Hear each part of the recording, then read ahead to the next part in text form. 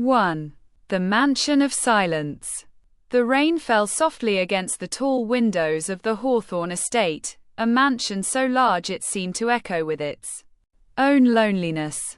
Inside, every room gleamed, marble floors polished to perfection, chandeliers dripping with light, and portraits that stared down like silent witnesses to a man who had everything, yet nothing.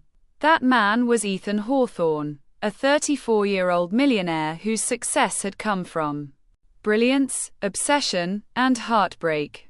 He owned luxury hotels across Europe, drove cars most people could only dream of, and lived in solitude since losing his wife, Clara, in an accident 3 years earlier.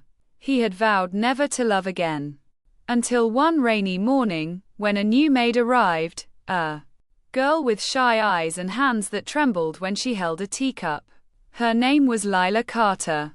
2. The quiet girl. Lila wasn't like the others who worked in Ethan's mansion. She didn't gossip, didn't steal glances of the millionaire, and didn't wear perfume to impress.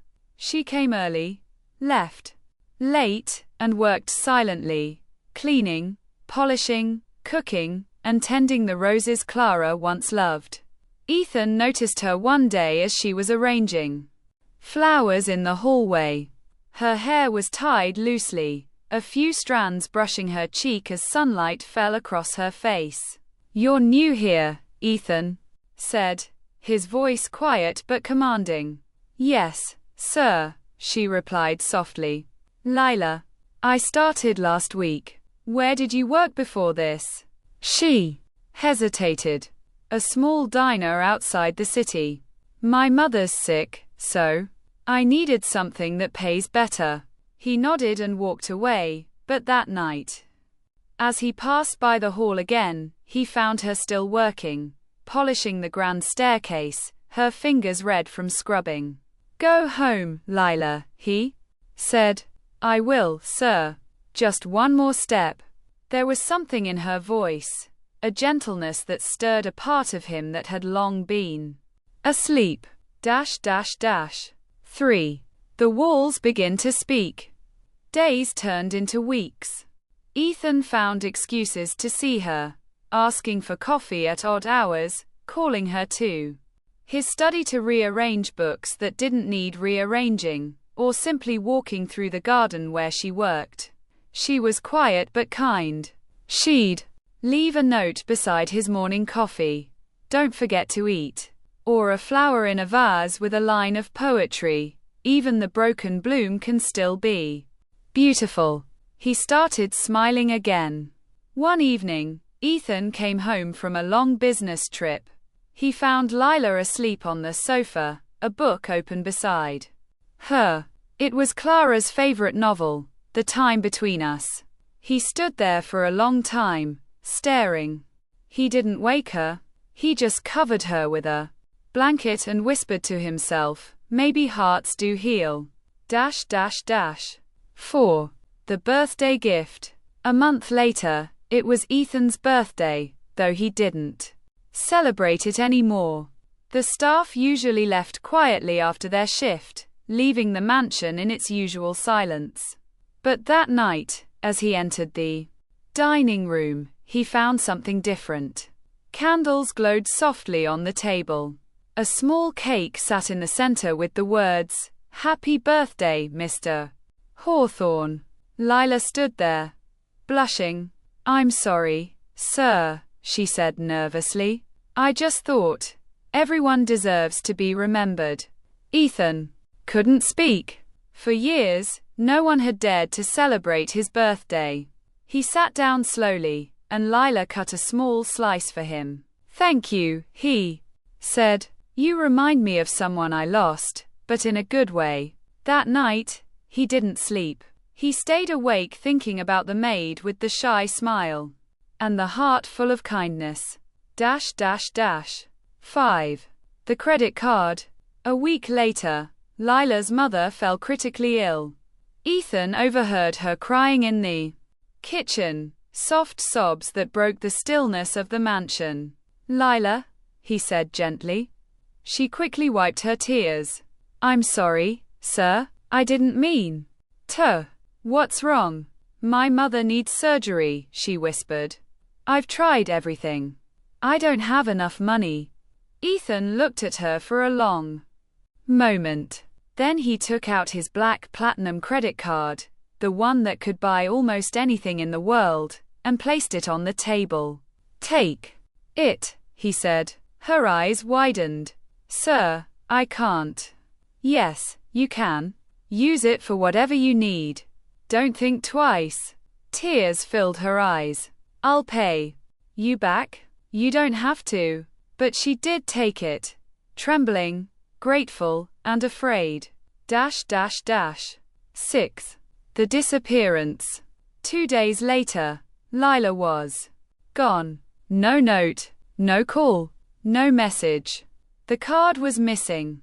Ethan waited 1 day, then 2, then a week. He told himself she must have gone to care for her mother, but doubt began to creep in. Had she lied to him? Used him? He called the bank to check the card transactions. The operator hesitated. Sir, there's only one major purchase. What was it? Ethan asked coldly. Wedding dress. Ethan's breath froze. A what? Yes, sir. One transaction, for a white wedding dress from Forever Grace Bridal. That's all. He hung up, his heart shattering like glass. The woman he thought was different had vanished, and the only thing she'd bought with his generosity was a wedding dress. 7. The months of silence. Ethan buried himself in work again, colder than before. The mansion felt emptier than ever. Sometimes, he'd see the rose garden and remember her laughter. Sometimes, he'd find her handwriting on old notes. Don't forget to eat. He tore them up, but each piece felt like a piece of his own heart. 6 months passed. One rainy evening, Ethan received a letter, handwritten, unmarked. He hesitated, then opened it. Greater than Dear Mr. Hawthorne, if you're reading this, I owe you more than I can ever repay. I didn't disappear because I wanted to. I disappeared because I was dying. The doctors found a rare condition. I didn't tell you because I knew you'd try to help. I bought that wedding dress, not for marriage, but because it was my mother's dream to see me in one before she died. She wanted to believe I had someone who loved me. I didn't have the heart to tell her otherwise. You were the kindest man I ever met, and if love exists beyond wealth, I found it in the way you looked at me, even when you didn't realize it. I'm sorry I left. I'm sorry I lied. I didn't want you to watch me fade away. With all my heart, thank you for teaching me what love feels like. Lila. The letter ended with a dried rose petal taped to the bottom. Ethan sat there for hours, the letter trembling in his hands. Tears falling silently onto the ink. 8. The final gift. A month later, Ethan visited a small town hospital. The nurse handed him a small wooden box with his name carved on it. She left this for you, the nurse said softly. Inside was the wedding dress receipt, folded carefully. And beneath it, a photo of Lila wearing the dress, smiling, standing beside her mother's hospital bed. At the bottom of the box was a note. Greater than, if you ever find love again, Mr. Hawthorne, don't hide from it. Some people never get the chance. Ethan pressed the note to his chest. The man who once owned everything now realized he'd lost the only thing that ever truly mattered. A simple, honest heart. 9. The Mansion of Memory. Years later, the Hawthorne estate became quieter still. Ethan stopped hosting events, sold half his businesses, and turned the mansion garden into a small charity center for women in need, called Lila's Roses. Every year, on the day he first met her, he'd walk into the garden with a single white rose and whisper, "Greater than, you broke my heart, Lila, but you also made it beat again." And though she was gone, he could still feel her presence, in the soft rustle of petals, in the scent of roses after the rain, in the quiet reminder that love, no matter how brief, leaves its mark forever. 10. The end that stays. One evening, as the sun set behind the mansion, Ethan sat by the window, holding her letter once more. His hair had turned gray, his hands trembling, but his eyes still searched the horizon. He whispered, "If there's a heaven, I hope you're wearing that dress." Outside, the wind carried the scent of roses, and for a fleeting moment, he thought he saw her standing in the garden, smiling softly, her dress glowing in the fading light. Then she was gone. And with that, the rain began to fall again, gentle, endless, and full of memory.